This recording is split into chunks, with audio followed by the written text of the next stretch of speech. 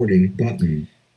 Hi guys, it's Tim Johnson here again, and in this video I'd like to talk about how I got my saxophone and because I'm sure a lot of you guys are having questions for me right now in terms of what got you interested in the saxophone. How did you make it sing so quickly within a 5 to almost 6 month time frame? How did you do that so quickly? Did you play any other instruments besides the saxophone when you were growing up, etc., etc.? So I'm here to answer any questions that you guys may have in much detail as I can, and I'm also here to show you uh, and explain why I don't get frustrated when it comes to learning the saxophone. And you might be thinking to yourself, okay, you don't get frustrated when learning the saxophone, and you don't. What's up with that? The saxophone is this or that as far as, taking time. Yes, it does take time, exactly.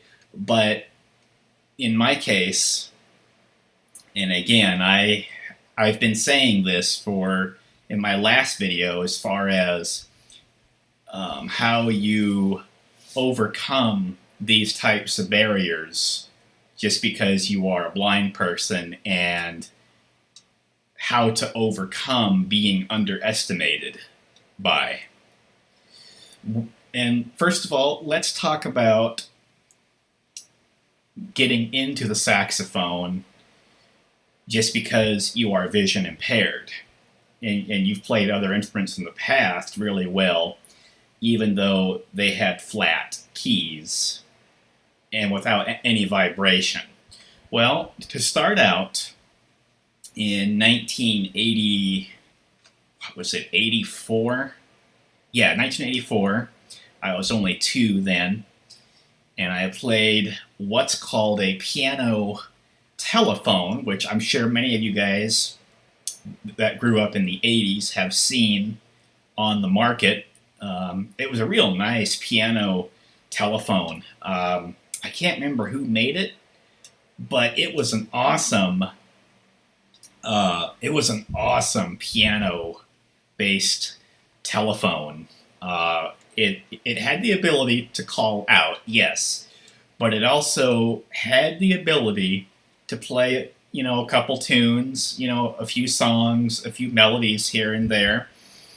And one of the things that I was able to do, and again, I will say this, and I did say it in my other video, I have the ability to learn stuff by ear extremely fast as far as my vision impairment is concerned, because of me being able to hear how a song goes extremely well. Once I hear it a few times, then I grasp it quite easily.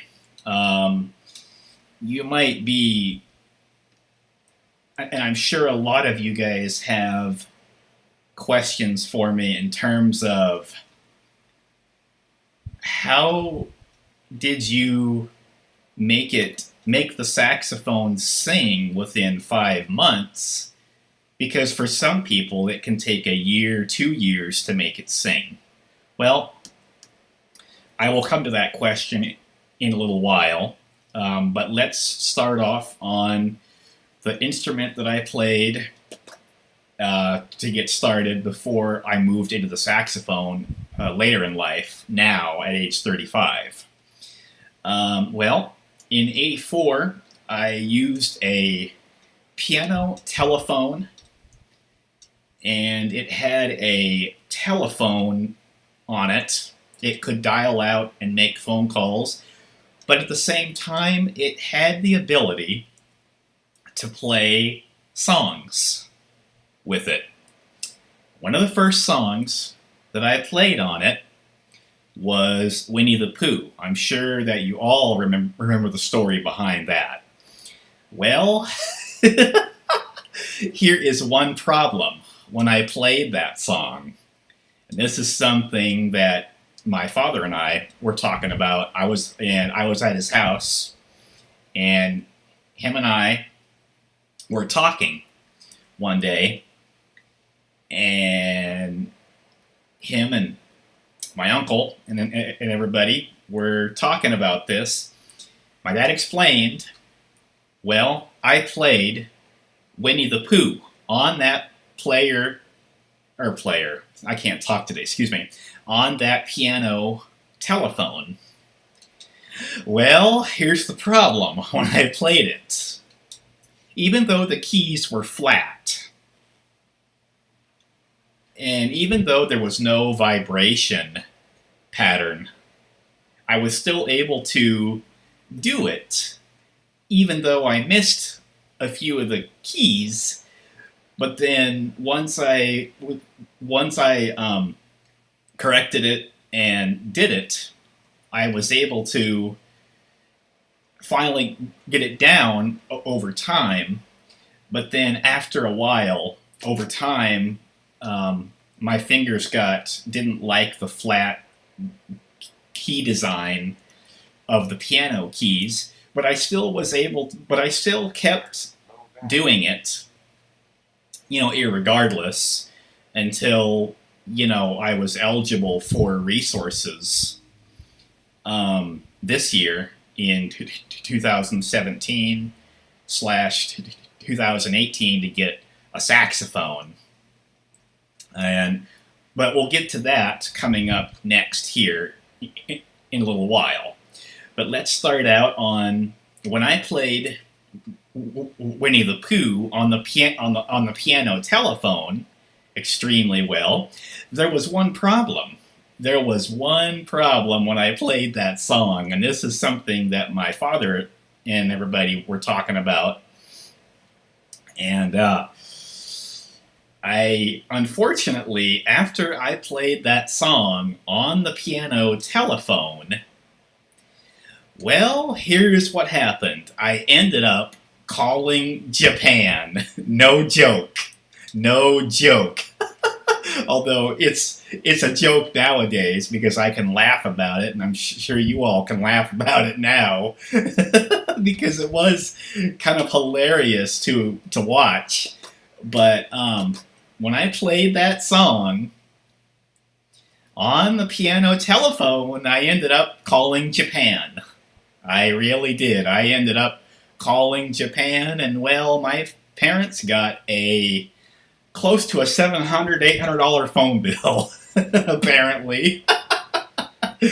And well, that wasn't looking too good.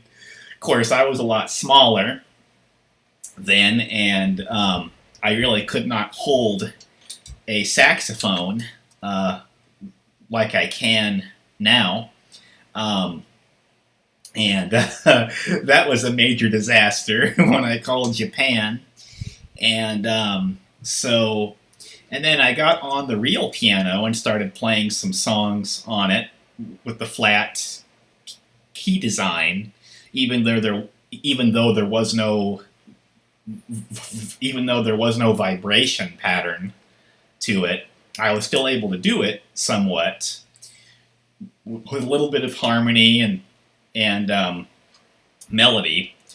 And even though I wasn't an advanced piano player, I was still able to get down at least the basics on how to play a song without hitting all the keys at once. But other than that, I did quite well on it. And then I moved up later on in 1986, 87, I believe it was. I played what was called a Casio keyboard in 1987, I believe, when I was only 5. I played that in 87. and I played that for a number of years, from 1987 till around 1993, 94, 95, I believe it was. And then, Authentication. Login panel window. then after a User while, image. I realized I had responsibilities that I had to take care of at school, making sure that I got my education done at school here. I went to school at the Washington School for the Blind in Vancouver.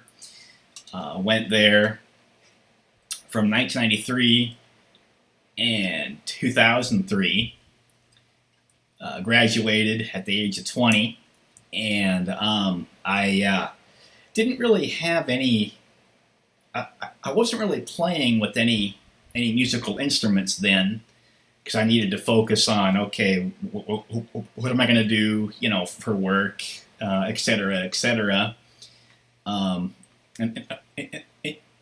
that wonderful stuff. I was 22 at the time when I was looking for work and all and stuff. So then, at the age of about fast forwarding into 12 years later, at age 34, that's when I got into the saxophone, when downloading a couple saxophone-based songs.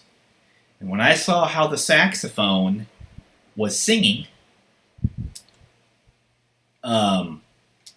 with the human voice making that sound, I thought, you know what? I could do that. I could do that very easily. I could very easily do that. And thanks to Mindy Bear and Kirk Tracy, and that's how I got the saxophone that I have right here. I met a real nice guy named Kirk Tracy from The Kid and Nick, who assisted in this, and I got what this saxophone is. It is an Eastman Music Company saxophone. It's brand new. It has a lot of features for a basic saxophone. It's got the reed on it, of course, and that's the next question that you probably have for me. Were you able to assemble the saxophone independently, even though you cannot see? Well, let's get started with first learning how I made my first sound on the saxophone, and then we'll get to that question in a little bit. When I first got started on the saxophone, I have a real nice saxophone teacher from the Portland Music Company named Melissa, and I want to thank her, give a shout out to her, and thank her for really showing me how, what to do, getting this thing going. So I bet the next question you have for me is, how did your lip muscles handle the instrument? Well, at first, like any beginner that's getting started, your embouchure is going to sound funny, which is the case with me. I started to sound like a elephant kind of sound. It was downright funny, though. It was downright funny now that I think about it. And then there was some concerns on, will he be able to assemble the saxophone on his own and put the reed on it and put it together? And that was the more bigger concerns that everybody had when I before I got my first before I got this saxophone. And the reed actually, well, at first, let's get started with putting it together. At first, because I because I couldn't because I can't because I don't have the ability to see visually how the reed goes on the mouthpiece. What I do is I feel with my hands on how it goes on, how it lines up with the mouthpiece, how I can tell that it's on there perfectly without any obstacles. Well, I was able to get that down after a while, and then you might be wondering, how were you able to put the reed on there if you can't see it? Well, it's actually very easy. You feel with both hands. You guide the reed onto the mouthpiece and then line it up about a hair's width on the table of the mouthpiece. So you can feel the tip of the reed on the mouthpiece.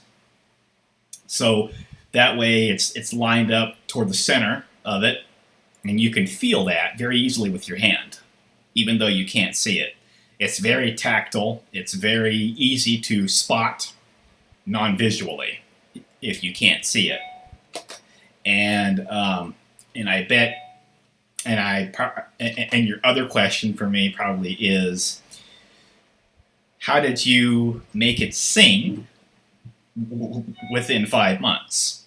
Well, first of all, let's get started with making a sound. Well, because my embouchure sounded funny at first, I had to work on a few things. I had to work on being able to make that perfect sound out of the mouthpiece and neck on its own first, till my lips could get used to me making that sound.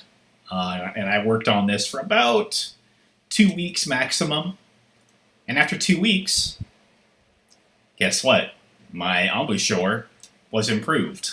My lips got used to it. However, there was a bit of a concern that I would still have the stinging sensation when putting your lips up against the reed when you blow into it. And I had that for a while. But the good news is, over time, my lips adapted to it, and they are now used to it.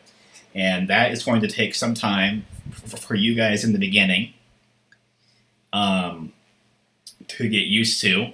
If you've never played a wind instrument, and if your lips are not used to being up against the reed, it may take some of you guys a bit longer, and some of you guys shorter, as far as shorter time frames. And I bet the next big question you have for me is that, how did you make it sing so fast? Well, after being able to form my embouchure and being able to get all that down successfully after 2 weeks, I went ahead, got the horn assembled, and I went ahead and played a song that we all know and love, and I'm sure you remember, Lean on Me. And I played that one to get myself started. And many of you guys are probably wondering, okay, were you frustrated as far as being able to hit the right notes or the wrong notes? No. I wasn't frustrated at all about this, and let me tell you why I wasn't frustrated. Number one, the saxophone, as you know, vibrates. And you can very easily spot the note that you're hitting. And I'm going to do this quietly so I don't wake up anybody. I'm going to put my mouth on the mouthpiece, like this. And then I'm going to play a note for you. I'm going to do note A. And then I'm going to put my right hand over the voice box. I'm going to put my right hand over the voice box. And I'm guessing you're thinking, okay, what does that mean when you do that? Why do you do that? Because I've had a lot of people in the family ask me, okay, why do you do that? Why do you do that? Well, this is one of the big reasons why I do it. Because as you're holding note A, as you are about to blow into the saxophone, you can feel your voice box with your hand start to form the air, even though you can't see it visually. And you can feel that, and I'm going to blow quietly.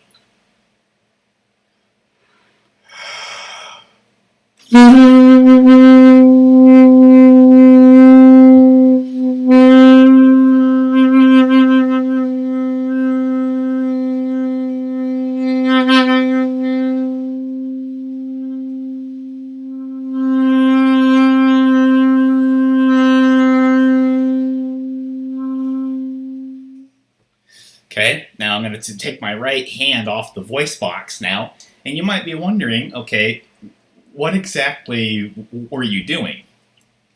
Well, the saxophone allows you to feel the vibration of the note, and I've definitely covered this in my other saxophone video with how to avoid how to not feel frustrated when learning the saxophone if you are totally blind and cannot see. You can very easily feel the note on your voice box when you put your right hand up here. And this also is very useful because you can measure your embouchure air balance to make sure that you're getting the proper sound. Now, please keep in mind that you can't do this with all the notes. For example, you can't do it with the F and E lower note keys. You can only do this with notes G,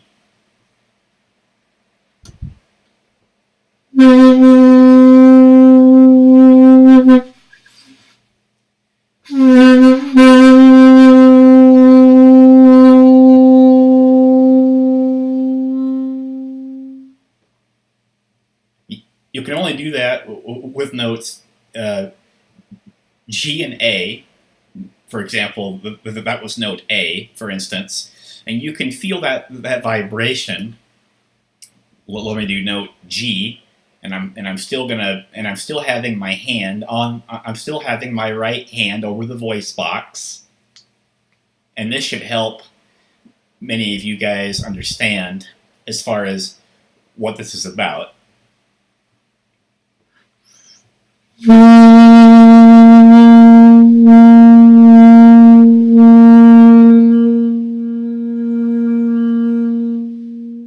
Okay. Now let's go to note B.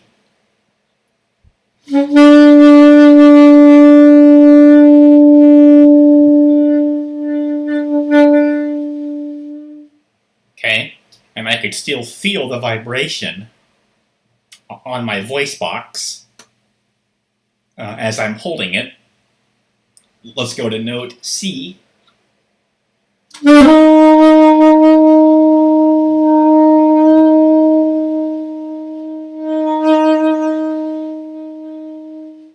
All right, now as that note gets higher, you feel the vibration less. However, you can still feel that vibration on the instrument itself, even though you can't see it. Okay, let's go to note C sharp, And this key you don't, or this note you do nothing. You simply just blow into it, and you do note C sharp. And this note is done with your voice. But I believe, yep, it's done with your voice. So let's do note C sharp.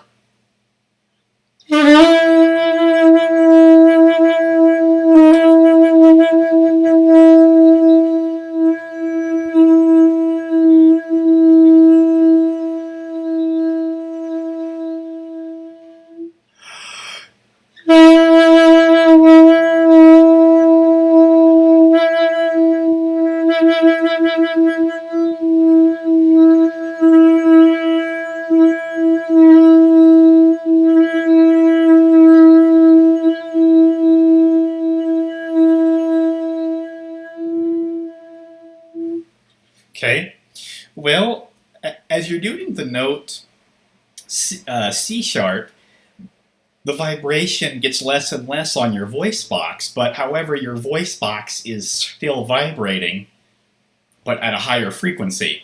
But you can still feel that note on the saxophone itself if you put your hand on the bell of the horn, or up on top of the instrument itself. And we're going to do, let's see, can you do this with note G, high, octave key? Can you do it with the octave key note G? Yes, you can. And I'm going to be as quiet as I can, and we're going to see if we get a vibrating effect on our voice box, if we can still feel it.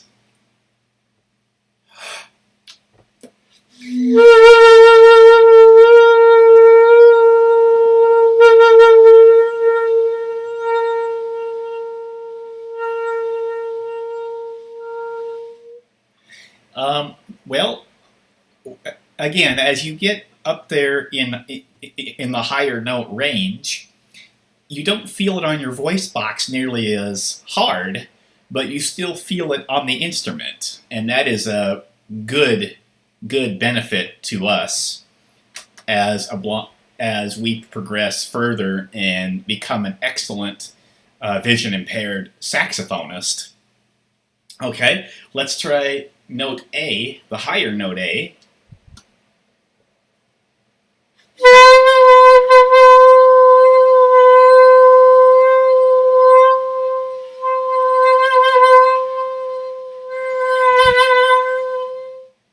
Okay, well, and as the notes get higher in pitch, you start to notice the vibration less on your voice box as you feel it. However, it is vibrating, but at that much higher frequency, but you still feel it on the instrument itself.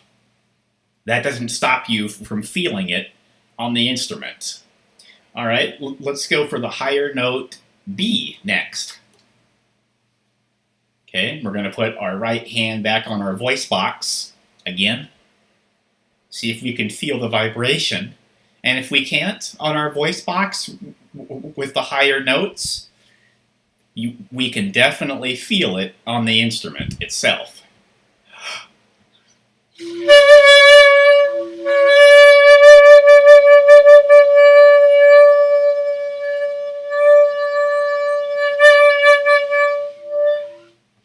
Well, see again, as we got higher in pitch, we don't feel it on our voice box now because it's higher up there in pitch.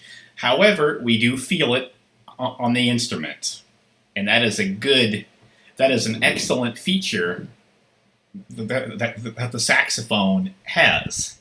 It has the ability for us to feel the vibrations of the note that we're playing, so that way we can improve the accuracy of our tone a bit better. And, well, I'm going to show you Winnie the Pooh saxophone version this time. And then pretty soon, and then that'll be all for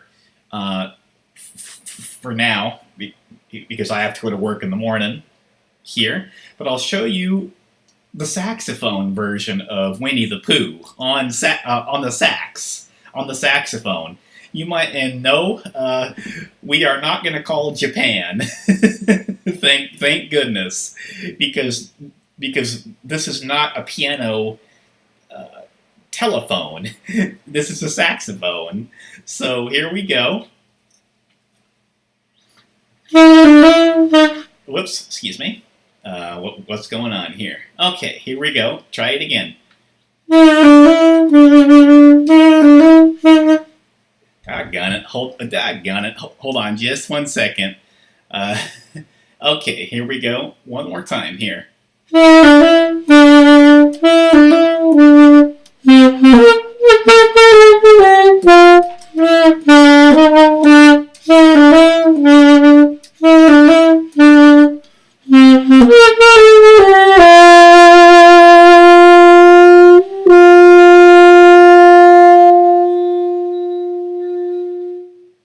Now, as you were playing up and down those notes, I could feel the vibration of the note on the saxophone, because I had to keep both hands on the keys because I couldn't feel the vibration on the voice box. And sorry if there was a mistake when doing that, but let's try it one more time. Okay.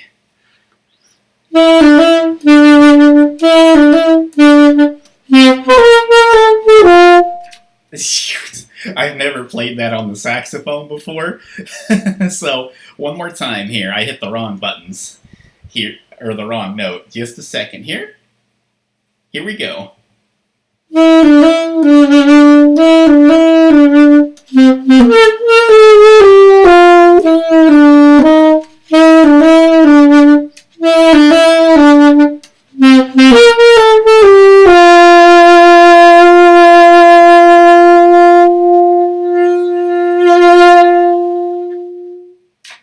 Now that was the higher note D, and you can't feel it on your voice box because you have your thumb and your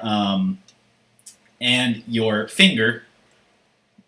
You have your thumb on the octave key, and you've got your 3 fingers on all those keys. So you really can't feel it on your voice box. However, you can feel it on the instrument. You can feel the instrument vibrate. And that's what's really beneficial to us as far as not being able to see what we're doing.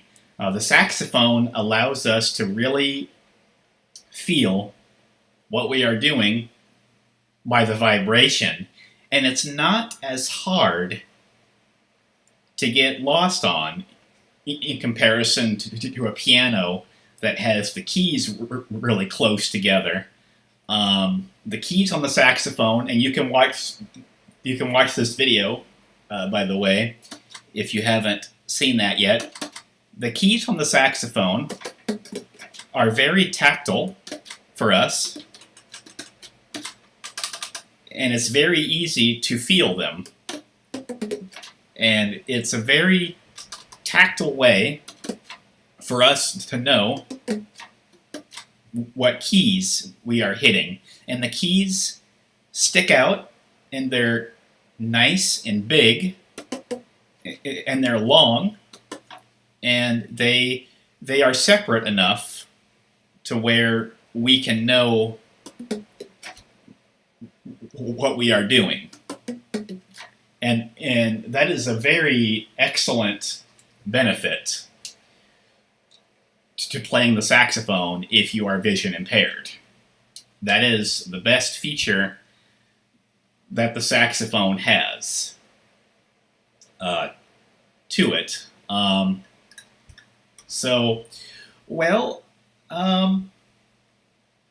And I bet probably your last question is, did you read from a book as far as being able to make it sing. No. Nope. I did not read from any books whatsoever as far as making it sing, because I tried that when I was really young, and unfortunately, it only slowed me down severely. So that's when that didn't work out for me.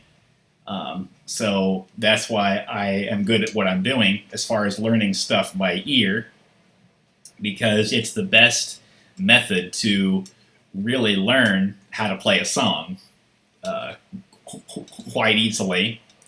And so if you have any, uh, if you have any comments to leave in this video, go ahead and leave them in, and go ahead and let me know what you think. And so, okay, well, I hope you enjoyed this little podcast on how I got started on the saxophone and what to look forward to. Well, stay tuned for more coming up later on this week. My saxophone version of Green Day, Redundant, then Creed, with Arms Wide Open saxophone version, coming up here pretty soon, later on in the week. So, okay, well, I will talk to you guys soon. QuickTime Player, movie recording window, stop recording.